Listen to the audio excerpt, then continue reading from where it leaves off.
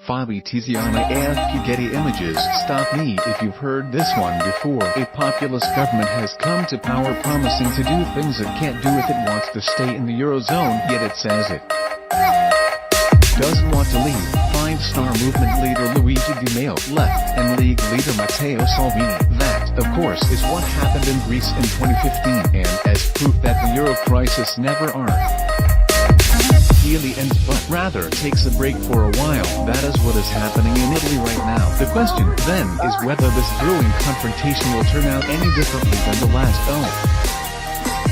or whether Europe's threat of financial ruin will be enough to coerce Italy's radicals into becoming the barely willing executors of policies they despise. So far, at least, the basic outline has been the same in both cases as Greece's radicals did. Italy, like Greece, has cycled through center-left and center-right governments that haven't been able to get their economy moving again while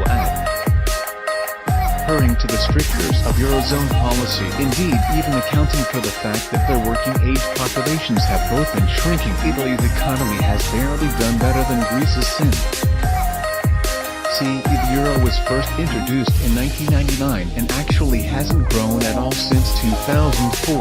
The reasons for this might be somewhat mysterious. The country's sclerotic small businesses and the red tape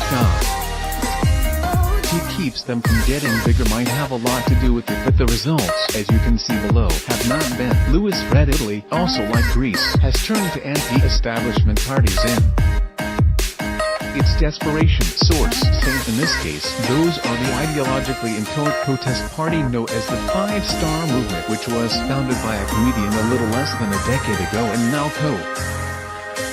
the support of the country's southern and third half, and the far-right party the League, which has reinvented itself from being the champion of northern secession to being viciously anti-immigrant. Together, they control a majority of seats in parliament, and now form the populist front that neither Berlin nor Paris wanted to see. That's because even though they now say they don't want to get rid of the euro, their demands would still mean the end of it as we know it, or, more accurately, as Germany has built it. In particular, they want to be allowed to run much bigger deficits so that they can push through the basic income for poor families on which the Five-Star Movement campaign and the mostly flat tax that the League backs, as well as under the tighter pension rules that country was all but forced to implement back in 2011. Creditor countries like Germany are worried that this will end with having to bail out the Italians at some point, or with the European Central Bank buying so much more of their debt, which it's already doing, that it finally makes inflation wake up too much from its very extended slumber. Why can't Italy just be more like them, they wonder. Never mind that not everyone can a lender be. It sets up an extremely unbalanced game of chicken. Somebody has to borrow. On the one hand, Italy is at Europe's mercy because it depends on the ECB to keep its banks afloat and its borrowing costs down, which is to say that if it ever did something it's not supposed to, like deliberately running a bigger deficit, then the ECB could crash its economy by pulling the plug on its financial system as it did in Greece. On the other hand, doing this would potentially put Europe at Italy's mercy, because at that point it would have little to lose by eating the euro, in all likelihood setting off a contagion that would engulf everyone else. Maybe most important, though, is that this would be a much bigger threat than it was when Greece tried it.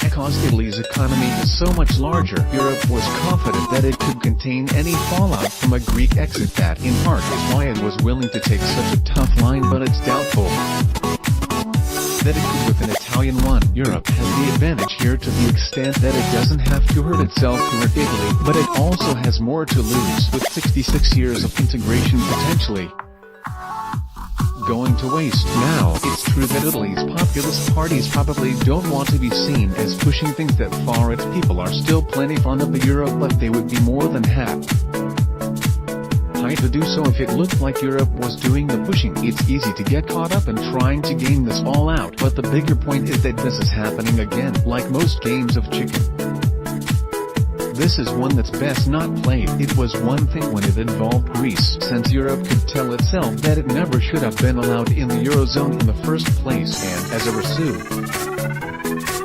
reality, its problems were sui generis. But what about this time? The Eurozone is recovering right now. In fact, last year was one of the best it has had in a long time, and yet it's third largest.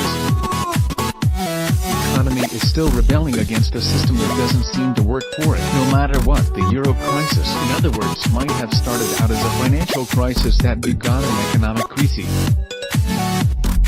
But in some parts of Europe it's still an economic crisis that's now begetting a political crisis which, if they're not careful, could cause, yes, another financial crisis, and it's going to